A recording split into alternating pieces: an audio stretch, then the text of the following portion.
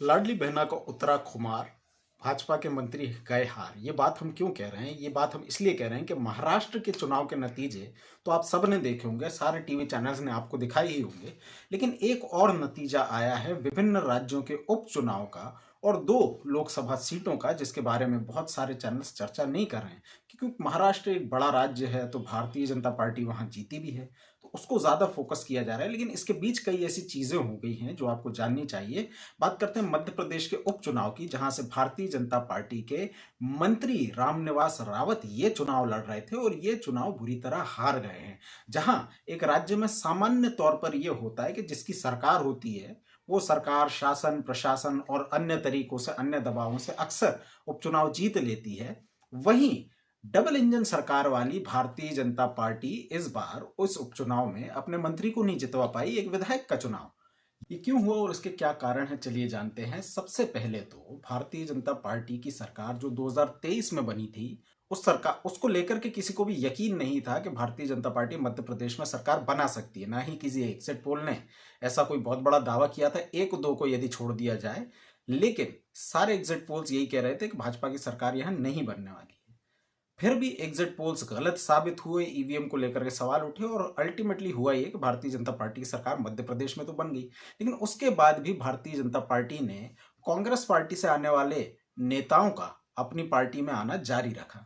ये एक अलग विषय, इस पर भी चर्चा करेंगे। लेकिन मुख्य बात मैं क्या कहना चाह रहा हूं वो ये है, मुख्य बात ये है कि भारतीय जनता पार्टी जीती इसलिए थी क्योंकि एक स्कीम यहां चलाई गई थी, लाडली बहना योजना, जिसके तहत मध्य प्रदेश में महिलाओं को पहले 1,000 रुपए और फिर 1,250 रुपए हर माह दिए जा रहे थे। वही स्कीम अभी महाराष्ट्र में भी उसने जोरदार अपना काम दिखाया है, अगर नतीजे फेयर माने जाएं तो ये योजना क्या हमेशा आपकी सरकार को जिता सकती है, आपकी पार्टी को जिता सकती है? जवाब है नहीं। ऐसा इसलिए क्योंकि अभी के हमने चुनाव में देखा कि किस तरीके से भारतीय जनता पार्टी की जो सरकार है उसके मंत्री को लाडली बहना का वैलिडेशन नहीं मिला। यानी लाडली बहनाओं ने उस तरीके से वोट भाजपा के मंत्री रामनिवास रावत को विधायकी देने में नहीं किया है। अब ये उपचुनाव क्यों हुए थे? उपचुनाव इसलिए हुए थे कि रामनिवास रावत पहले कांग्रेस के नेता थे और वो भारतीय जनता पार्टी में चले गए। भारतीय जनता पार्टी ने उनको मंत्री बना दिया। जाहिर सी बात है, दल बदल कानून लागू हुआ, उनको उनकी विधायकी गई, उनको इस्तीफा देना पड़ा और इस कारण ये उपचुनाव हुए। उपचुनाव में जहां उम्मीद की जा रही थी कि भारतीय जनता पार्टी जो है ये रिटेन करेगी सीट को, वो तो हुआ नहीं। लेकिन ऐसा महसूस होता है क्योंकि भारतीय जनता पार्टी इससे पहले जो चुनाव जीतती रही उसमें यही कहना था इनका कि लाडली बहना की वजह से ये लोग जीत रहे हैं। तो अगर अब की बार का उपचुनाव आप नहीं जीत पाए हैं तो जाहिर सी बात है लाडली बहनाओं ने आपका साथ छोड़ दिया। तो मतलब कोई भी योजना जो चुनाव के समय पैसा दे करके वोट लेने की मंशा से लागू की जाती है, उस योजना का खुमार धीरे धीरे, उस योजना का जो असर धीरे धीरे है वो कम होता है। इस केस में भी ऐसे ही हुआ।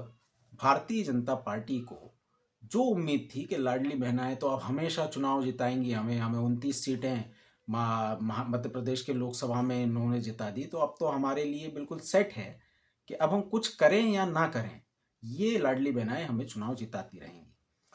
तो अब लाडली बहनाओं का खुमार उतर चुका है। अब कुछ कॉन्क्रीट करिए। भारतीय जनता पार्टी की डबल इंजन सरकार को कुछ बेहतर करने की जरूरत है। नहीं तो पैसे दे करके किसी नई जगह तो आप चुनाव जीत सकते हैं। नई जगह से मतलब जहां आपने नए रूप में ये स्कीम लागू की हो। लोकसभा का परिणाम देखिए, महाराष्ट्र में कितनी बुरी तरह भारतीय जनता पार्टी को नुकसान हुआ था और अब वापस महाराष्ट्र में इनकी सरकार आई है इसी सरकार की वजह, इसी योजना की वजह से। लेकिन क्या हमेशा ऐसा रहेगा? क्या लाडली बहना योजना हमेशा काम करेगी? मध्य प्रदेश में तो ये काम करती दिख नहीं रही। और केवल एक ही सीट पर चुनाव नहीं हुआ था मध्य प्रदेश में, मध्य प्रदेश में 2 सीट पर चुनाव हुआ था। एक रामनिवास रावत की सीट और दूसरी शिवराज सिंह चौहान की सीट, जिन्होंने सांसद बनने पर, केंद्रीय मंत्री बनने पर अपनी विधानसभा से इस्तीफा दिया, विधानसभा की विधायकी से इस्तीफा दिया। उस सीट पर रमाकांत भार्गव को भारतीय जनता पार्टी ने प्रत्याशी बनाया। इस सीट पर क्या हुआ? इस सीट पर क्या हुआ? क्या इस सीट पर भी लाडली बहना ने भारतीय जनता पार्टी का साथ छोड़ दिया? बिल्कुल छोड़ दिया। क्योंकि जहां पिछली बार भारतीय जनता पार्टी इस सीट पर शिवराज चौहान के मुख्यमंत्री रहते हुए लड़ी थी, तो उस निर्णय को और आज के निर्णय को कैलकुलेट करिए तो भारतीय जनता पार्टी के करीब 90,000 वोट कम हो गए। ये 90,000 वोट कम होके कांग्रेस पार्टी को गए हैं।